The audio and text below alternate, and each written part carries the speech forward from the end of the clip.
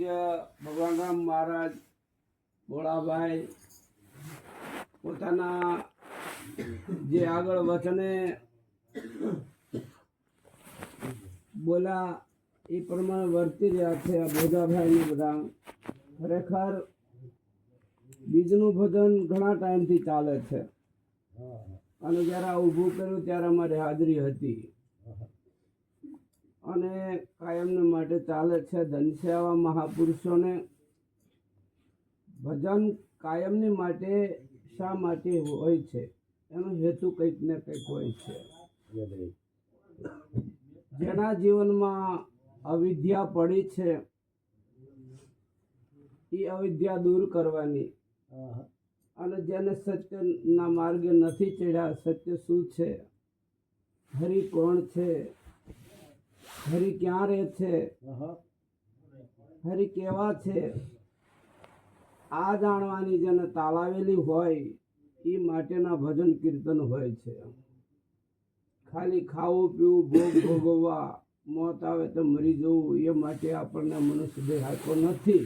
અરે સંતના સાનિધ્યમાં જઈ સત્ય વસ્તુ જાણવા માટે આ મનુષ્યનો યોગ છે. આ યોગ ફરી ફરી મળતો નથી. મહાપુરુષો મનુષ્ય દેહ મેળવવા માટે મહેનત કરી રહ્યા છે અને આપણને મળી ગયો છે એનો આપણે કિંમત કરતા નથી. તો સત્ય વસ્તુ એક જ છે કે ત્રણ કાળમાં જે આબાદ હોય, જે પરિવર્તનશીલ ના હોય, હતું, છે અને રહેશે, એ સત્ય છે. અને આજ છે કાલ ન પણ હોય એ બધું અસત્ય છે. તો વિચારવાની વાત એ છે, આ દેહ નતો તોય પરમ તત્વ હતું, આ દેહ છે તો પરમ તત્વ છે, અને આ દેહ નહીં રહે તો પરમ તત્વ રહેવાનું. એ મહાપુરુષો એને જાણવાનું કીધું છે. તો આ જાણવા માટે એ સાંભળો ભગતો, સાંભળો, તમારું અહીંયા સંભળાય છે તો અમે રોકી દઈએ એવું. તો મહાપુરુષો કે છે, જબ લગ નાતા નાત જાત કા તાસે ભક્તિ ના હોય. જબ લગ નાતા નાત જાત કા તાસે ભક્તિ ના હોય. ભક્તિ કરે કોઈ સુરા કુળ વર્ણ ને ખોઈ.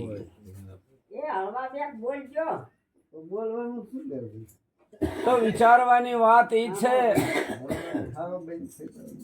કે અસત્ય અજ્ઞાન જે પકડી લીધું છે, દેહ પ્રગટ થયો પછી નાતી જાતિની બધું દાવો આવ્યો છે. દેહ પ્રગટ થયો એટલે નાનો મોટાનો દાવો બધો આવ્યો છે. દેહ પ્રગટ થયો એટલે જ્ઞાન અજ્ઞાનનો દાવો આવ્યો છે. હકીકતમાં દેહ પ્રગટ થયો પછી આ બધું લાગ્યું છે. તો પ્રગટ કરવા વાળું આમાં કોણ છે? આ પ્રગટ કરવા વાળો કોણ છે? પરમાત્મા તો આદિ અનાદિનો છે. ઊભું કરવા વાળું મન છે. આ ઊભું કરવા વાળું હોય તો મન છે. મનથી જગત છે. અને મન, મહાપુરુષ કે છે, મન જો અમન થઈ જાય તો જગત જેવું છે જ નહીં. આ નક્કી વાત છે. મન ઊભું છે એનું જગત ઊભું છે, અને મન જ્યારે વિરામ પામ્યું અને જગત વિરામ પામી ગયું છે, એને નાતી જાતિના દાવા બધા તૂટી જાય છે. એને ધનવાનના દાવા કે કોઈ પણ પ્રકારના દાવા રહેતા ને દાદુ સાહેબ કે છે, દાદુ દાવા છોડ દે, બિન દાવે બિન કટ. હે દાદુ કોને કે છે? એના મનને કે છે. હરેક સંતોએ મનને જ સમજાવ્યું છે. મન સમજાવે એ નર મોટા, થીરતા પદમાં ઠરિયા. મન જેને સમજાવ્યું છે એ મહાપુરુષ છે. અને મન કી હારે હાર હૈ, મન કી જીતે જીત. મન મિલાવે રામ કો, મન કરાવે ફજીત. મન કી હારે હાર હે, મનથી હારી જશો તો તમારી હાર નિશ્ચિત છે, જન્મ મરણનું ચક્કર ઊભું જ છે. મન કી જીતે જીત, મન જેને જીતું છે એની આગળ જીત જ છે. મન મિલાવે રામ કો મન કરાવે ફજીત, મન રામને મેળવે એવું છે અને મન કરાવે ફજેતી કરાવે વાળું હોય તો મન છે. એટલે મહાપુરુષોએ ખરેખર મનને એક બ્રહ્મનું રૂપ કીધું છે અને એક મન છે ને અધોગતિનો માર્ગ લઈ જાય એવું છે.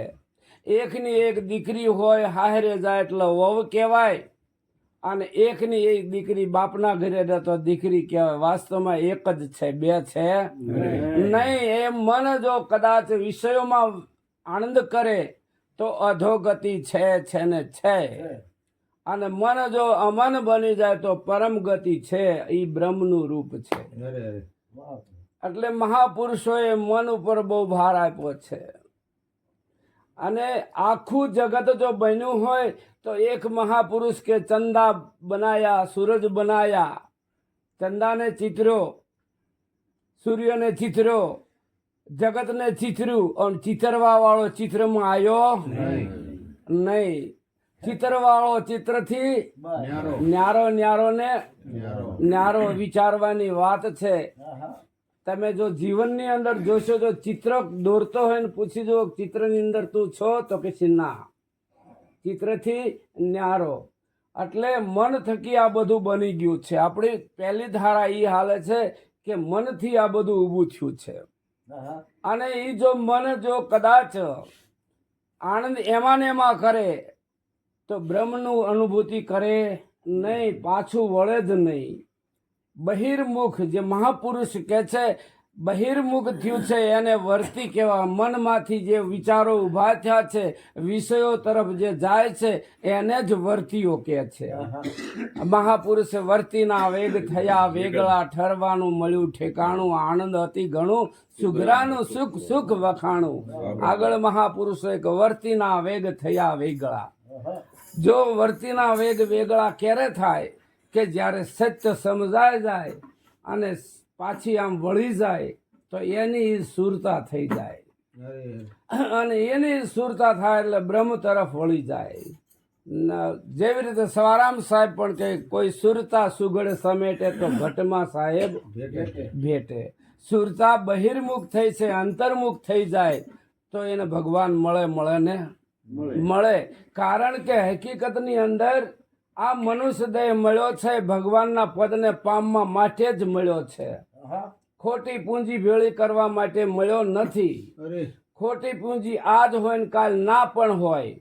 મહાપુરુષ કે છે અખૂટ ધન હોય તો પરમાત્માના નિજ નામનું છે, પરમાત્માના સ્વરૂપનું છે. એ ધન અખૂટ છે. અને પરિવર્તન ધન હોય તો એને બધી બનાવેલી માયા છે, પરિવર્તનશીલ છે. એ તણે કાળે સાચી હોય નહીં, અને તમારા પણ કામની પણ નહીં. વિગતે વાપરવું એ બરાબર છે, પણ એમાં જો તમારી સુરતી રહી ગઈ તો અધોગતિને અધોગતિ. મહાપુરુષો ના પાડે છે કે ખરેખર જે વસ્તુને તમારે પામવું છે ત્યાં તમારી સુરતી લગાડ દો. ત્યાં જેની સુરતી લાગી જાત એટલી એમનામ સુરતી ક્યારેય લાગતી નથી. એનું કારણ છે માધ્યમ સદગુરુ છે. ગુરુ બિન ભવ નિધિ તરહી ન કોઈ, ચાહે બિરંતી શંકર સમ હોય. ગુરુ વિના ભવસાગર કોઈ તરી શકે નહીં. ગુરુ ખરેખર માધ્યમ છે. ગુરુ જ એક જ યુક્તિ એવી કરે છે કે ઈ ઘડીએ જ તમને તમારા સ્વરૂપનું જ્ઞાન થઈ જાય છે. જેને જેને ગુરુ મળ્યા એટલે તરત બોલ્યા છે મેં અબ નહીં મેં આવું, અબ નહીં મેં જાવું, અબ નહીં ધરું કુડા ધ્યાના. રવિ સાહેબ ગુરુ ભાણ પ્રતાપે લખી દીધેલા પરવાના. હવે મારા આવવા જવાનું રહ્યું નથી. એટલે મહાપુરુષ બોલ્યા છે આ પ્રતાપ મારો ગુરુનો છે. કોનો પ્રતાપ છે? જેમ બાપની મિલકત આવી હોય તો આપણે એમ કહ્યું ને અમારા બાપ દાદાની મિલકત છે એના પ્રતાપ છે. એમ આપણને જે પરમ તત્વનું જ્ઞાન થયું છે, જે જ્ઞાન ગુરુ મહારાજે કરાવ્યું છે પછી બોલે છે. હું આવવા જવા વાળો નથી, મારો જન્મ મરણ નથી. અને ઘણી ધારાઓ એવી હાલી રહી છે કે આજ તું ભજન કર અને કદાચ અમુક ટાઈમે તારી મુક્તિ થશે. આ ધારાઓ ઘણી ચાલે છે, પણ દેતવા ઉપર પગ જાય અને આજ દજાય કે 6 મહિના દજાય, વિચારજો. તરત જ તે તો જો સાચો દેતવા હોય તો આજ જ દજાય, નકર તમારે સમજો કોલસા ઉપર હાથ પગ ગયો છે. કોલસા ઉપર પગ ગયો તો 3 કાળે દાજી ન હગો. એમ જેને સાચા સદગુરુ મળ્યા છે તો એ જ ઘડીએ એને જન્મ મરણની ભય મટી જાય ને મટી જાય. જો સદગુરુના વચન ઉપર નિષ્ઠા હોય, ભરોસો હોય તો. સદગુરુ મહારાજ એવું શું કરે છે કે જેના થકી આપણને ઈ જ્ઞાન થઈ જાય છે. સદગુરુ મહારાજની યુક્તિ જે છે, તન મન અને ધન શીશ લઈ લે છે. અને આગળ મહાપુરુષ બોલ્યા છે કે તમે તમારું શીશ ઉતારો પાનબાઈ તો તમને રમાડું 52 તન મન ધન ગુરુને આપો તો તમને દેખાડો ગુરુનો દેશ. જે મહાપુરુષ બોલ્યા છે વિચારીને બોલ્યા છે કે તમે તમારું શીશ ઉતારો. શીશ ઉતારવાનું કીધું છે તો મરીને જીવે છે એનો દેશ છે ન્યારો. આ મરીને જે જીવે છે, જેને સદગુરુ મહારાજને બધું સમર્પિત કરી દીધું છે, તન મન ધન અને શીશ અર્પી દીધું છે, આ એનો દેશ છે. ઈ આ દેશના આનંદ કરી રહ્યા છે. એટલે મહાપુરુષે કે છે કે ખરેખર તમે તમારું શીશ ઉતારો પાનબાઈ તો તમને રમાડું 52 જે 52 તત્વની બહાર પરમ તત્વ પરમાત્માનું ઘર છે. 52 તત્વમાં તો બધા એક ભગત તો કે છે ઊઠ હાથમાં સૌ કોઈ રમે. ઊઠ હાથ કોને કહેવાય? એક ઉઠું ને 2 ઉઠા હાથ. એક ઉઠું 3.5 હાથનો થાય. તે સંતોએ નક્કી કરીને કીધું આ શરીર છે ને એ 3.5 હાથનું હોય, ગણી કાઢજો. જે આગળ મહાપુરુષો હાથ ભરતા હતા ને એને પૂછી જોજો તો આ શરીર બધાના 3.5 હાથના હોય. એટલે કે છે ઊઠ હાથમાં હવ કોઈ રમે. ઊઠ હાથ એટલે શરીરમાં બધા રમે છે, પણ શરીરની બહાર કોઈ જયગતું નથી. કારણ કે જપ કરો, તપ કરો, હોમ કરો, હવન કરો, વ્રત કરો, ઉપાસના કરો, ધ્યાન કરો, ધારણા કરો, સમાધિ કરો, તો આ શરીરમાં જ બીજે ક્યાંય શરીરમાં. એટલે કે છે ઊઠ હાથમાં સૌ કોઈ રમે. ઊઠ હાથમાંથી બહાર નીકળવાનો આ ખેલ છે. અને ગંગા સતી પણ એમ જ કહે છે તમે તમારું તન મન ધન ગુરુ મહારાજને આપો તો તમને રમાડું 52 તત્વનું આ શરીર બન્યું છે. અહીં ગુરુ મહારાજ જયારે લઈ લે છે અને પછી જે દેવા વાળો નક્કી કરાવે છે 52ની બહાર છે. ક્યાં છે? 52ની બહાર છે. એ નક્કી ત્યારે થાય છે. એ નક્કી થઈ જાય પછી એને પછી એવું નથી રહેતું કે જ્યાં જોઈને ઈ જ છે, બીજો કોઈ છે નહીં. એટલે ગુરુ મહારાજની યુક્તિને વિચારજો. ગુરુ મહારાજની યુક્તિ એવી છે, એક બાજુ ગુરુ મહારાજ એમ કે આતું નહીં, આતું નહીં, આતું નહીં, આતું નહીં, આતું નહીં, આતું નહીં. વિચારજો કયું કીધું કે 5 તત્વ એ તું નહીં. 5 તત્વ એ તું નહીં, 3 ગુણ એ તું નહીં, 10 ઇન્દ્રિયો એ તું નહીં, અને 25 પ્રકૃતિ એ પણ તું નહીં. આ મહાપુરુષે પેલા બધું આતું નહીં, આતું નહીં, આતું નહીં બધું કીધું. કારણ કે આ નક્કી કરાવવા માટે એક બાજુ બધી બાદબાકી કરાવી છે. એક મહાપુરુષ પણ બોલે છે કે આજ સખી આનંદ છે, આનંદની હેલિયા હરિમુખ જોઈને હું થઈ ગયેલી. મહાપુરુષને જ્યારે નક્કી થાય ત્યારે જ બોલે છે, ઈશ્વર બોલતા નથી. પેલા કીધું આતું નહીં, આતું નહીં. તેજ પવન ને પૃથ્વી અનહર ને આંબુ, 5 શૂન્યમાં સંભાવે વહે રહે શંભુ.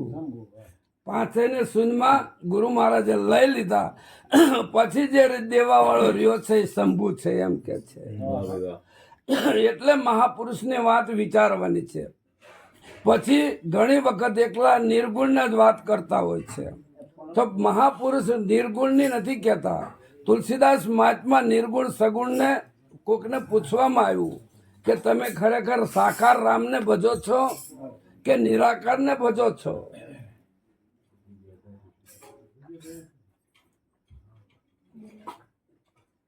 તુલસીદાસ મહાત્માને કોઈ પૂછ્યું તમે સાકાર રામને ભજો છો કે નિરાકાર રામને? કે મારા મનમાં જે આવે એનું ભજું છું. હું કીધું? મારા મનમાં જે આવે એને ભજું છું. તુલસીદાસ મહારાજે આખી જિંદગી રામના સગુણના વર્ણન કર્યું છે, પણ એક ઓલામાં બોલે પદ બિન ચલહી સુનહી બિન કાના, કર બિન કરહી કર્મ વિધિ નાના, આનંદ રહિત સકલ રસ ભોગી, બિન બાની બખતા બળ જોગી, તન બિન પરસ નયન બિન દેખા, ગ્રસહી ધાણ બિન બાસ બસૈસા, ऐसी અવલૌકિક કરણી જાસુ જાય નહીં વર્ણવી. મહાપુરુષ કે છે પદ બિન ચલહી સુનહી બિન કાના. પદ એટલે પગ વિના હાલે હે. મારો રામ એવો છે કે પગ વિના હાલે છે, કારણ કે પગમાં ઈ હોય છે, ઈ પગ વિના હાલે છે, પગમાં ઈ જ હોય છે. સવારામ સાહેબે એક ભજનમાં કીધું છે કે સદગुरु शिष्य कह तो सुन ले सहज समाधि बताता हूँ, आत्म अनुभव इस विधि होए पूर्णानंद पर खाता हूँ. હું તને હે બાળક હે શિષ્ય હું તને સમજાવું છું કે છે આત્માની અનુભૂતિ કેવી રીતે થાય એ સમજાવું છું. હાલું ચાલુ પરિક્રમા પ્રભુ કી. શું કે છે? હાલું ચાલુ પરિક્રમા પ્રભુ કી. હાલું ચાલુ છું ને એ જ ભગવાનની પરિક્રમા છે. ઓલી ચાર ધામની પરિક્રમામાં હું જાતો નથી, ગિરનારની પરિક્રમામાં હું જાતો નથી. હાલું ચાલુ ને એ જ પરિક્રમા છે ભગવાનની, એમ કે છે મહાપુરુષ. એટલે મારું કહેવાનું એવું છે પદ બિન ચલહી સુનહી બિન કાના. કાનમાં રેન ઈ જ સાંભળી રહ્યો છે, એના સિવાય બાપુ સંભળાય નહીં. કાનમાં રેન ઈ જ સાંભળી રહ્યો છે, એના સિવાય સંભળાય નહીં. એટલે કે પદ બિન ચલહી સુનહી બિન કાના, કર બિન કરહી કર્મ વિધિ નાના. હાથમાં રહીને જ બધા કર્મ એ જ કરાવે છે, બાકી હાથ ઉભો થાય નહીં. એટલે મહાપુરુષ ના પડે હાથ કર બિન કરહી કર્મ વિધિ નાના, આનંદ રહિત સકલ રસ ભોગી, જીભ વિના બધા રસ ચાખે છે. આનંદ રહિત સકલ રસ ભોગી, બિનુ બાની બખતા બળ જોગી. વક્તા છે કે છે, એને વાણી છે નહીં પણ મોટો વક્તા છે. એટલે મહાપુરુષ કે છે બિન બાની બખતા બળ જોગી, તન બિન પરસ, તન વિના સ્પર્શ કરી શકે છે, નયન બિન દેખા, નયન વિના જોઈ શકાય છે. તમે સદગુરુએ જો ઈશારો કર્યો હોય તો નયન વિના તમે ભગવાનને નક્કી કરી શકો છો. આ આંખે ભગવાન કે નહીં દેખાય એમ કીધું છે. શું કીધું છે? આ આંખે ભગવાન નહીં દેખાય. કૃષ્ણ ના પાડે છે હે અર્જુન તારે આ આંખે મને જોવો હોય ને તો હું નહીં દેખાવ, કારણ કે આ આંખે મારી માયા દેખાય. હું દેખાય? માયા. માયાની ઓથે પરમાત્મા છુપાયેલો છે. એ ગુરુગમ આંખ મળે ને તો દેખાય. દેખાય ને દેખાય, નક્કી વાત છે. એ જ સતાર પણ બોલ્યા હું જન્મની આંધળી મારા ગુરુએ આપી આંખ, ગુરુગમ અંજન આંજિયું મઠી મારે સર્વે જાય. આંખ ખોલીને જોયું તો ઘટ ઘટ બેઠો અલખ ધણી. બધાય ઘટની અંદર મારા રામને મેં જોયા, અલખ ધણીને જોયા કે છે. હું જન્મની આંધળી, સુરતા જન્મો જન્મની આંધળી છે. જ્યાં સુધી સદગુરુનો યોગ ન થાય ત્યાં સુધી ભટકે છે. કારણ કે હરિ ક્યાં હશે, કેવા હશે. જેવી રીતે બહેનોની છોકરી હોયનું નક્કી ન થાય ત્યાં સુધી કોઈ નક્કી ધણી કર્યો નથી. એમ સદગુરુના ચરણે જ્યારે જાય છે ત્યારે સુરતા એ નામ સાથે વરાવે છે મહાપુરુષ, ત્યારે નામ એને નક્કી કરાવે છે. એટલે એમ કે છે હું જન્મની આંધળીને મારા ગુરુએ આપી આંખ. ગુરુએ શું આંખ કાઢી નામ આપી દીધી છે? ના, ગુરુએ ગુરુગમ આંખ આપી છે. ગુરુગમ અંજન આજીઓને મટી સર્વે જાય. આંખ ખોલીને દેખ્યું તો ઘટ ઘટ બેઠા અલગ ધણી. જ્યાં ગુરુની આંખ મળી, જોજો તમે વિચારજો. આ આંખ જો ચડી હોય ને ગુરુની તો જ અલગ ધણી દેખાય, નકર દેખાય નહીં. ગુરુ મહારાજે તન મન ધન શીશ લીધું પછી એનું શીશ ચડાવ્યું જ નથી, ગુરુનું જ શીશ ચડ્યું છે. પોતાનું શીશ પાછું આપ્યું નથી, કારણ કે કાળ મુખું હતું. કેવું હતું? કાળ મુખું હતું. આ કાળ મુખું બધું અવળું જોતું હતું. જે ન જોવાનું જોતું હતું અને ન બોલવાનું બોલતું હતું, ન સાંભળવાનું સાંભળતું હતું.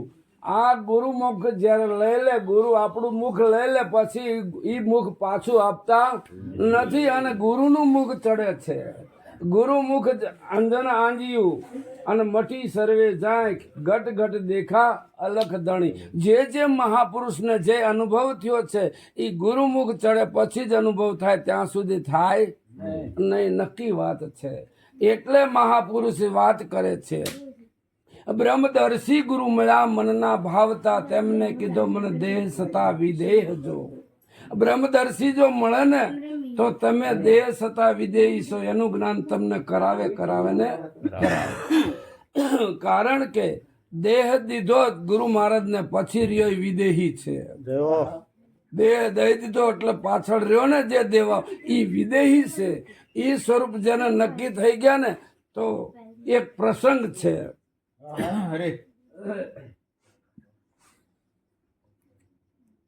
રામાયણ નો એક પ્રસંગ છે. પ્રસંગની અંદર કે લખનજીને બધાય કહેવા માંડ્યા, જનકના બધાય કે અમારા રાજા જનક રાજા એટલા ભોળા છે ને એની વાત જ જવા દો. કે તો કે કાં તો કે આ કે વિદેહીને પરણાવી દીધા. કેવાને પરણાવ્યા? વિદેહીને, દેહ વિનાને પરણાવ્યા. કે એવા ભોળા છે. પછી જનક આ વસ્તુ લખણ સાંભળી ગયા તો કે અમારો રામ વિદેહી છે અને તમારી જાનકી જો દેહીને ક્યારે દેહી પરણે નહીં, વિદેહીને જ વિદેહી પરણે એમ કે છે. તમારી જાનકી પણ વિદેહી છે અને જનક કે જનક પણ વિદેહી છે.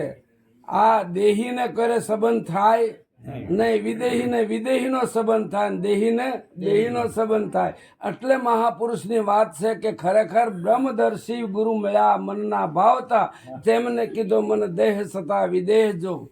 હું મારું સમાઈ ગયું મનની માનતા, ચિત્તથી ટળી ગયું ધનસુત દારાને ગ્રહજો. જે મિથ્યા વસ્તુ હતી, મિથ્યા પકડાયેલું હતું, એ ગુરુ મહારાજ આપણને છોડાવી દે છે. ગુરુ મહારાજ શું કરે છે? મિથ્યા પકડેલું છે, હકીકતમાં સાચું પકડ્યું નથી. સાચું પકડાવે છે પછી જ તે, અને ગુરુ મહારાજના ચરણે જાઓ પછી જ જીવન જીવવાની કળા આવે છે. એ સિવાય તમારી કળા ક્યારે આવતી નથી. કારણ કે જેટલો સમય ગયો, અમારા માડી રહ્યા ને એમ એક માડી હતા. માડીને કોઈએ પૂછ્યું કે માડી તમારી ઉંમર કેટલા વર્ષની? તો માડી કે મારી ઉંમર 15 વર્ષની.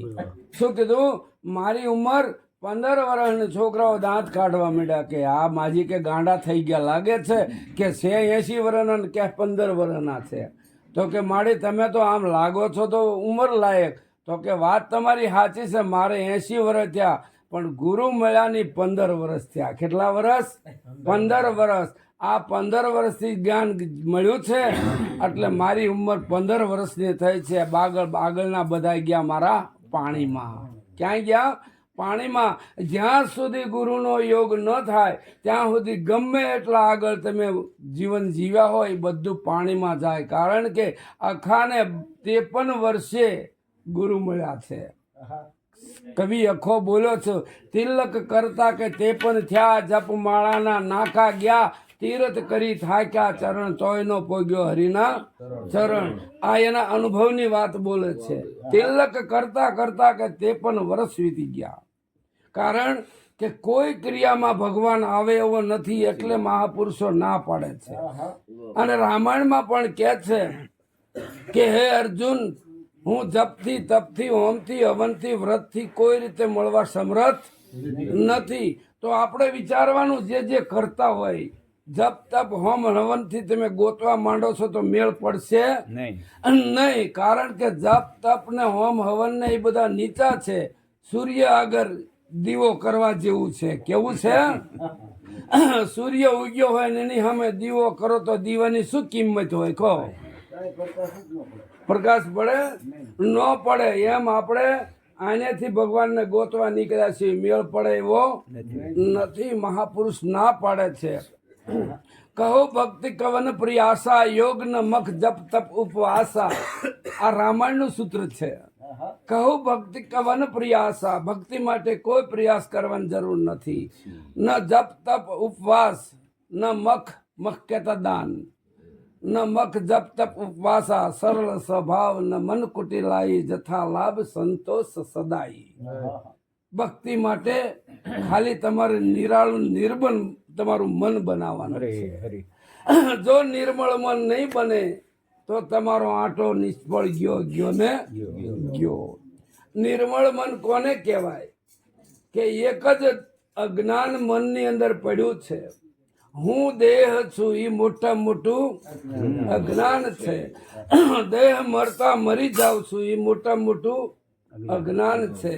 મહાપુરુષો એ જ છોડાવે છે. તું દેહ નથી, તું દેહ નથી, તું દેહમાં રહેવા વાળો છે. તું ઘર નથી, તો ઘરમાં રહેવા વાળો છે. આ ભોજાભાઈ ઘર કહેવાય? કહેવાતું હોય કેજો. ભોજાભાઈ ના ભોજાભાઈ કહેવાય? ભોજાભાઈ ને ઘર ન કહેવાય, ઘર ને ભોજાભાઈ કહેવાય? એક અરસ્પર જુદા છે. એમ કહેવાનું શું છે કે એક આત્મા છે ને એક દેહ છે. દેહ ને ક્યારે આત્મા ન કહેવાય ને આત્માને ક્યારે દેહ ન કહેવાય. તો દેહ આત્મા જુદા છે. જુદા છે એટલે દેહનો ધર્મ છે જન્મ મરણ વાળો છે, અને આત્માનો ધર્મ છે આદિ અનાદિનો છે.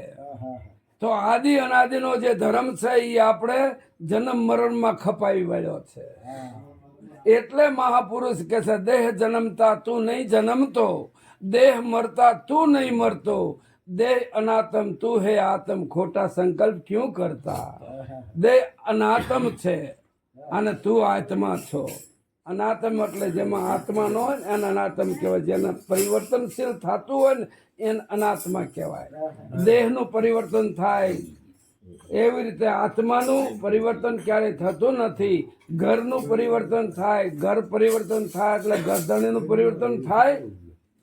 ક્યારેય ન થાય. ઘરને લૂણો લાગે, ઘરધણીને ક્યારેય લૂણો લાગતો નથી. એવી રીતે આ શરીર છે અને શરીરમાં રહેવા વાળાનો કોઈ બગાડ થતો નથી. અને એ જો આરોપ આપણે લઈ લીધો છે, શું થયું છે? આરોપ લીધો છે દેહનો